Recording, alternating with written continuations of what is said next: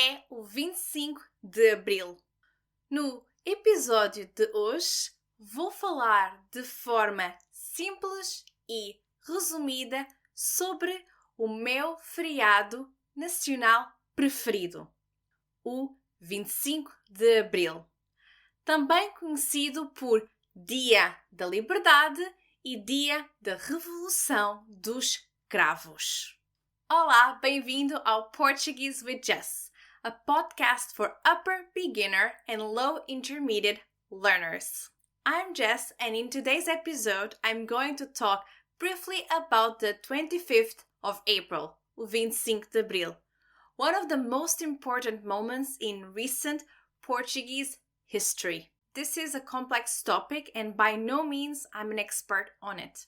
Nevertheless, I hope to give you a useful introduction. Enjoy the episode and remember, viva a liberdade, viva Portugal!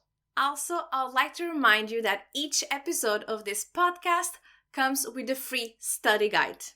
It includes a side-by-side Portuguese-English transcript and translation, a topic-based vocabulary list, flashcards, and a short comprehension exercise. So, let's begin. Então, vamos lá. No dia 25 de abril de 1974, aconteceu a Revolução que pôs fim a 48 anos de ditadura em Portugal. A partir de 1926, viveu-se uma ditadura nacional militar e depois, em 1933, começou o regime do Estado Novo, que, com a Constituição de 1933, concentrou todo o poder político na figura de António de Oliveira Salazar. A ditadura constitucional do Estado Novo foi um regime autoritário, nacionalista, conservador e anticomunista. Durante esse período, direitos e deveres não eram iguais para todos. As mulheres eram educadas a serem donas de casa, mães e obedientes. Muitas pessoas não aprendiam a ler nem a escrever. E embora o analfabetismo fosse menor do que no tempo da monarquia, Portugal ainda tinha uma das taxas mais elevadas de analfabetismo da Europa. A falta de liberdade de expressão era enorme durante a ditadura. E a PIDE, a Polícia Internacional e de Defesa do Estado, censurava muitas notícias, programas, livros, música, etc., que não estivessem de acordo com os valores do regime. Além disso, a PIDE também prendia e muitas vezes torturava pessoas que se opunham ao regime. Se puderes, aconselho-te a visitar o Museu do Aljube, Resistência e Liberdade, que fica em Lisboa, muito perto da Sé. Lá podes ficar a saber mais sobre a vida dos presos políticos da altura e sobre a repressão imposta pelo regime. Tal como qualquer ditadura, o Estado Novo também tinha uma forte máquina de propaganda. E um dos exemplos mais óbvios dessa máquina foi a Exposição do Mundo Português, que aconteceu em 1940. Esta exposição transformou a zona de Belém, em Lisboa. Num lugar de glorificação e reimaginação de Portugal e do Império Ultramarino Colonial Português. Muitos dos espaços apresentados durante a exposição foram desmontados no final.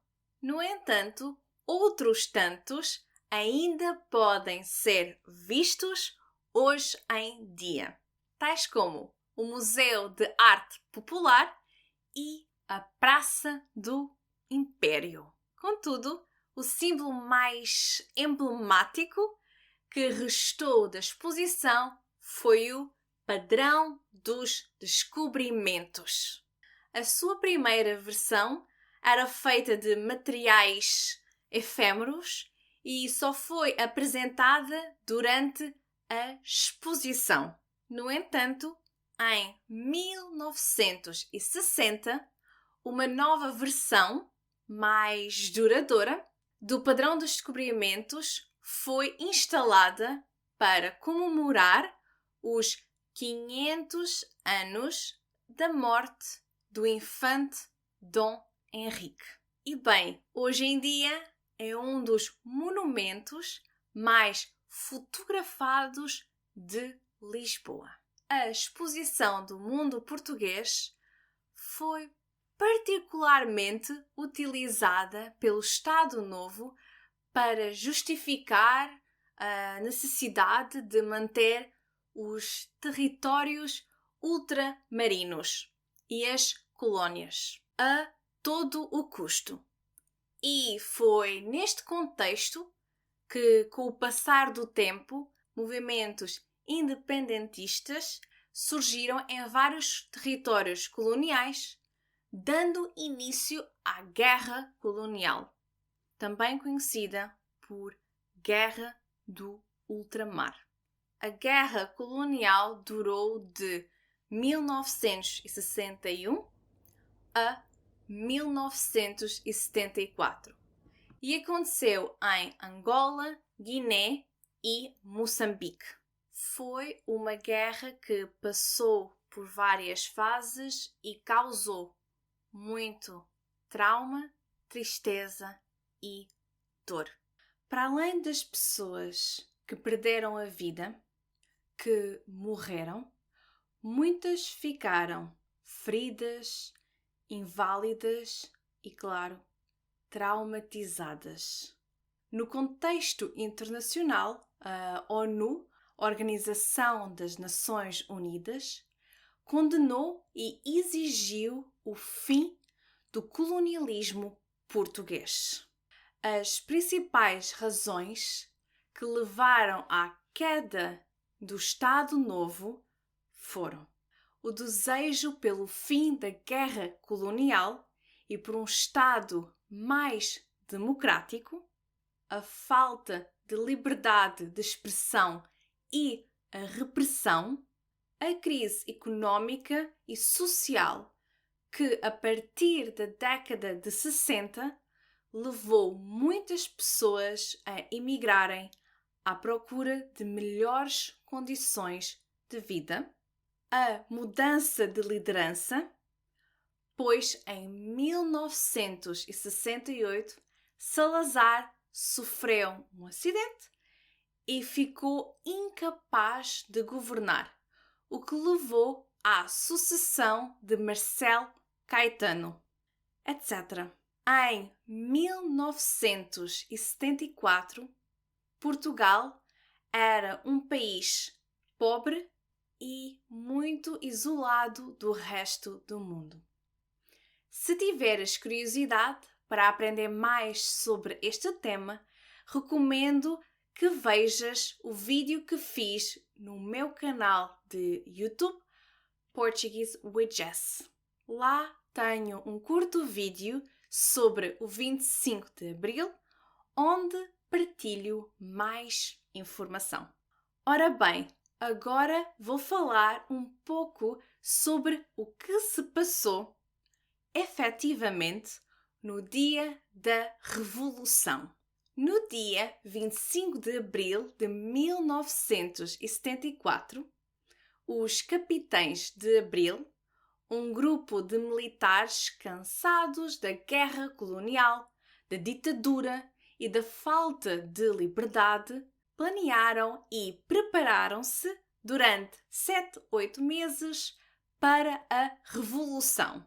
Este grupo, também conhecido por MFA, Movimento das Forças Armadas, tentou um golpe militar em março de 1974, mas sem sucesso.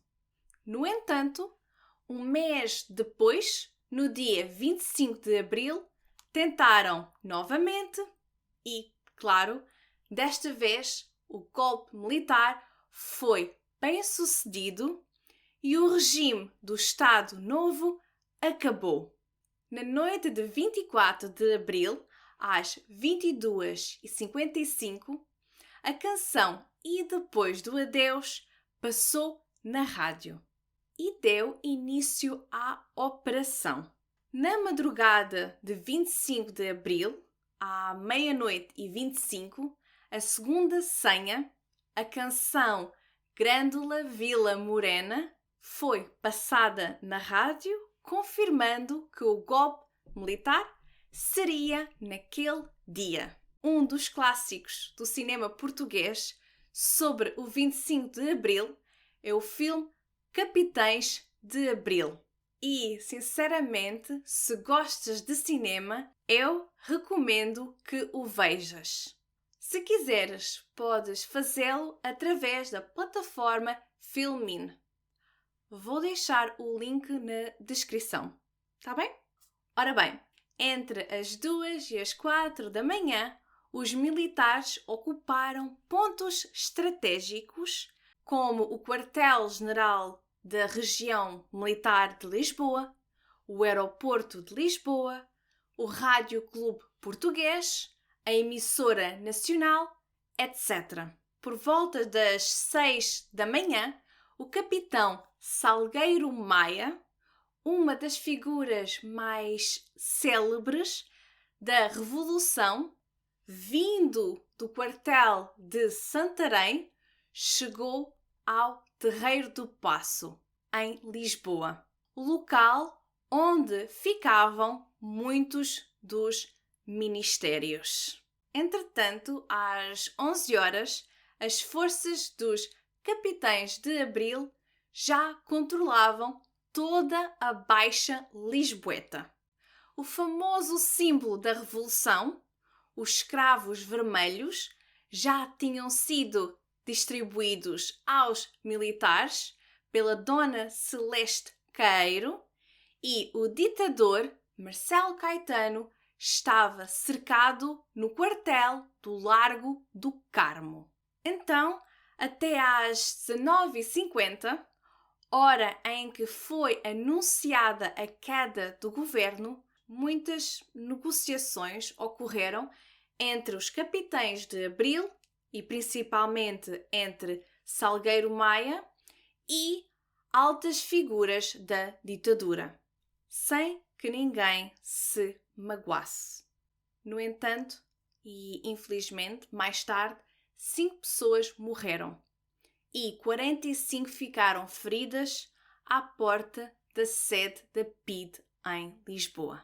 E, finalmente, à 1h30 da manhã do dia 26, o governo temporário anunciou na RTP que a ditadura tinha caído. Muito aconteceu nesse primeiro ano de mudança de regime. Por exemplo, no dia 25 de novembro de 1974, a democracia plena foi instaurada em Portugal e no dia 25 de abril de 1975 celebraram-se as primeiras eleições livres. Após este período, o país entrou numa fase de grandes mudanças internas e externas. Mudou-se a Constituição, começou-se o processo de descolonização e muito mais. Em 2026, celebramos com muita alegria os 50 anos da Constituição da República Portuguesa, aprovada a 2 de abril de 76. Muito obrigada por assistires a mais um episódio do Portuguese with Jess. If this episode inspired you to learn more about the recent history of Portugal, leave a comment and let me know. Would you like to visit the Museu do Aljube or watch the movie Capitães de Abril? Also, don't forget to subscribe or share the podcast with other learners of European Portuguese who want to improve their listening comprehension. Vemo-nos para a semana. Até lá, fica bem e lembra-te, viva a liberdade, viva Portugal!